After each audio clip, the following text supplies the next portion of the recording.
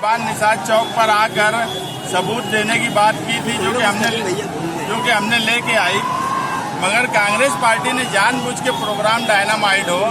और जो नुमानी पुल की सच्चाई है वो हकीकत आवाम के सामने ना आ पाए, इसके लिए चाल चली और पुलिस डिपार्टमेंट में दबाव बन के हमको प्रोग्राम के लिए रोका गया। ऐसे हालात में अगर हम सारे पेपर से बताएंगे तो ना मीडिया समझ पाएंगी ना आवाम समझ पाएंगी,